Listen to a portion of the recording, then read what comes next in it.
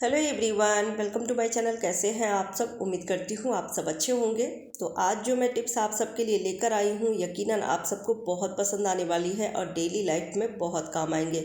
कुछ काम अगर टिप्स के साथ किया जाए तो काम भी आसानी से हो जाती है और परफेक्ट तरीके से भी होती है। तो आज मैं ऐसे ही छोटे छोटे टिप्स लेकर आई हूँ जो आपकी डेली लाइफ में बहुत काम आएंगे। तो प्लीज़ वीडियो को पूरा देखिएगा, अच्छी लगे तो ज़्यादा से ज़्यादा शेयर कीजिएगा। पुरानी दुपट्टा हो या साड़ी हो, कई सारे घर में ऐसे पड़े रहते हैं। कई बार हम उसे फेंक भी देते हैं क्योंकि जगह नहीं होती है रखने की, और हम नए कपड़े रखें या पुराने रखें। तो आज मैं बताऊंगी कि आप पुराने से पुराने दुपट्टे और साड़ी को कैसे नया लुक दे सकते हैं।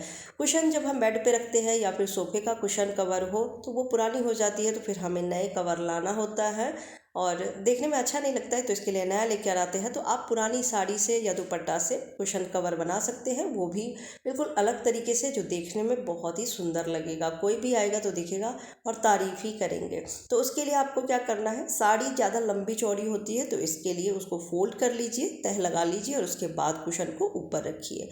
और अगर दुपट्टा है तो उसको फैला लीजिए और ऊपर से कुशन कवर रख दीजिए और इस तरह से ऊपर से आप उसको कवर कर दीजिए।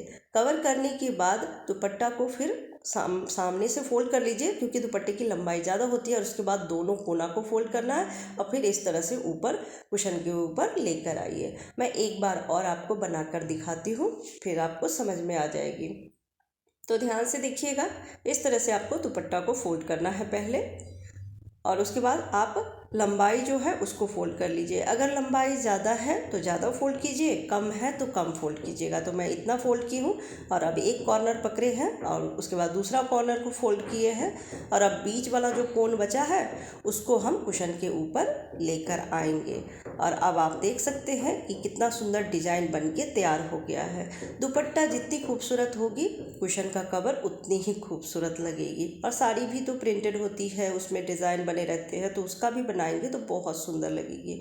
उसके बाद इसमें आप पिन लगा दीजिए, तो अंदर की तरफ से पिन लगाइएगा।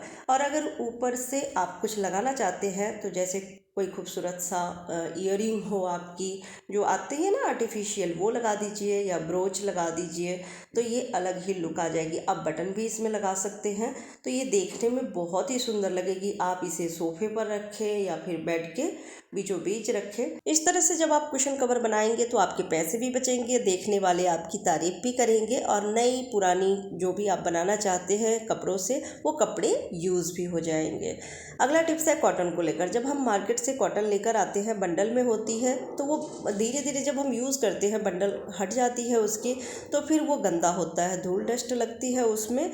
तो उसके लिए आप क्या करें, कोई भी डब्बे में इसको रख ले। घर में बहुत सारे ऐसे डब्बे होते हैं, जैसे शहद के डब्बे हो गए या फिर पीनट बटर के हो गए, तो आप उसमें रख लीजिए। तो उसको रखने का मैं तरीका बताऊंगी, जिससे कि आपको बार बार उसके ढक्कन को खोलना भी नहीं पड़ेगा और आसानी से कॉटन निकाल भी सकते हैं।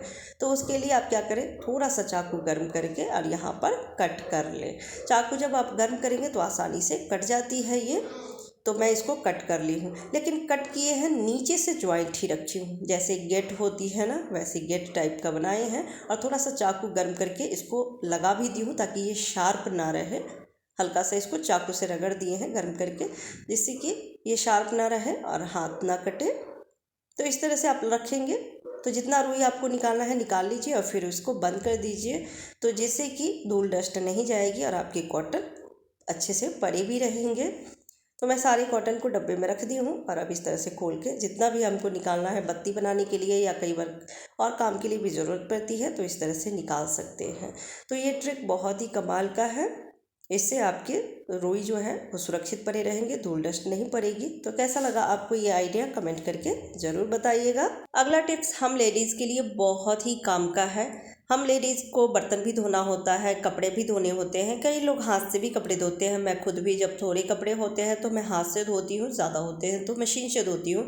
बार बार सर्फ और साबुन छूने की वजह से हाथ जो है वो बहुत ज़्यादा ड्राई हो जाते हैं, एकदम रूखे से रहते हैं, और जिस वजह से हाथ में दर्द भी होती है।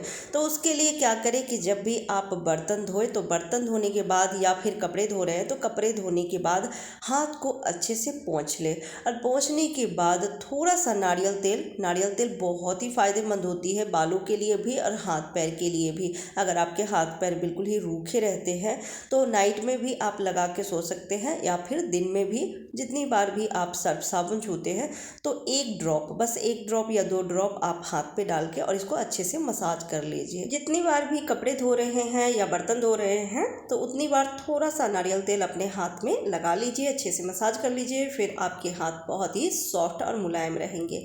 अगला टिप्स है कबर्ड में ढेर सारे कपड़े को लेकर। जब इस तरह से हम साड़ी या पैंट शर्ट को रखते हैं लंबा फोल्ड करके तो कपड़े ज़्यादा नहीं आ पाते हैं और नीचे भी इतनी जगह नहीं रहती है जिससे कि हम और कपड़े नीचे कबर्ड में रख सकें।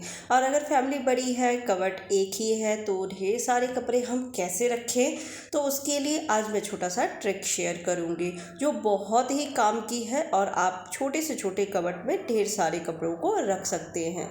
तो उसके लिए सबसे पहले तो मैं आपको बताती हूँ कि कपड़े को फोल्ड कैसे करना है। तो ज़्यादातर साड़ी को तो ऐसे ही फोल्ड करके हम सभी रखते हैं कि तह लगा के और सीधे हैंगर में हम लटका देते हैं, पर इस तरह से नहीं रखिए। जब भी आपको कोई भी पैंट शर्ट ही हो या फिर साड़ी हो, ड्रेस हो, जब भी आप फोल्ड करें तो तह लगा के और आप इस तरह से एक तरफ थोड़ा सा नीचे की तरफ ज़्यादा लंबा रखिए और ऊपर से हल्का सा हैंग कीजिए, और जो नीचे आपने छोड़ रखा है साड़ी को ऊपर से आप उसको फोल्ड कर दीजिए, जैसे हैंगर में वापस से टांग दीजिए। तो इससे इसकी लेंथ कम हो जाएगी और जिसकी वजह से नीचे भी कबर्ड में जगह बच जाएंगे। और अब मैं बताऊंगी आपको कि कैसे एक ही हैंगर में ढेर सारी साड़ी को या पैंट शर्ट को हैंग कर सकते हैं। तो पहले मैं इसे एक और फोल्ड करके और आपको दिखा देती हूँ कि किस तरह से इसको फोल्ड करना है। आपने पहले थोड़ा सा फोल्ड किया और नीचे जो एक्स्ट्रा बच जाती है, ज़्यादा लेंथ बच जाती है साड़ी को, उसको वापस से फोल्ड कर देना है हैंगर में।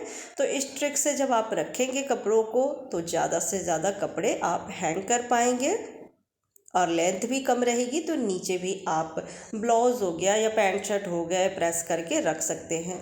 तो उसके लिए आपको क्या करना है कि आप कोई भी पुराना सा सॉक्स ले लीजिए और सॉक्स को बीच से पहले कट करके हटा दीजिए। ऊपर से या नीचे की तरफ से जो चौड़ाई होती है सॉक्स की वो थोड़ी कम होती है, तो इसके लिए बीच से ही उसको कट करना है। तो जैसे रबर बैंड नहीं होती है वैसे ही आपको जितने भी आपको कपड़े हैंग करने हैं उसके हिसाब से कट कर लीजिए। एक रबर बैंड इस तरह से तैयार हो गई है, इसमें हम 3 कपड़ों को हैंग कर सकते हैं। तो जितने भी आपको रखने हैं उस हिसाब से कट कर लीजिए। तो मैं 3 बना रही हूँ और फिर आपको लगा के और आपको दिखाऊंगी। मैं 3 कट कर ली हूँ और अब इसमें हम नॉट लगाएंगे। तो 2 नॉट लगाने हैं दोनों छोर की तरफ से। इस तरह से आप रबर बैंड में भी लगा सकते हैं, पर रबर बैंड छोटी होती है तो उसमें एक ही नॉट लगेगी और इसमें 2 या 3 आप नॉट आसानी से लगा सकते हैं। आप जितना भी लगाना चाहते हैं लगा सकते हैं। और उसके बाद इसको जो कपड़े हैंग करने के लिए दिया हुआ रहता है ना उसमें आप इसको बांध दीजिए, और बांधने के बाद आप जितने भी हैंगर इसमें टांगना चाहते हैं टांग सकते हैं। इससे कपड़े ढेर सारे एक ही कबर्ड में आ जाते हैं और नीचे भी जगह बच जाती है, जिससे कि आप और भी कपड़े यहाँ पे रख सकते हैं, चाहे बच्चों की ड्रेस हो या पैंट शर्ट हो, या फिर आप इस साड़ी की मैचिंग पेटीकोट ब्लाउज रखना चाहते हैं तो वो सब रख देते हैं। तो इस ट्रिक से ढेर सारे कपड़े आप कबर्ड में रख सकते हैं। तो कैसा लगा आपको ये आइडिया कमेंट करके ज़रूर बताइएगा। अच्छी लगी हो तो ज़्यादा से ज़्यादा वीडियो को अपनी फैमिली फ्रेंड के साथ शेयर कीजिएगा। फिर मिलती हूँ अगले टिप्स के साथ, तब तक के लिए बाय बाय, टेक केयर।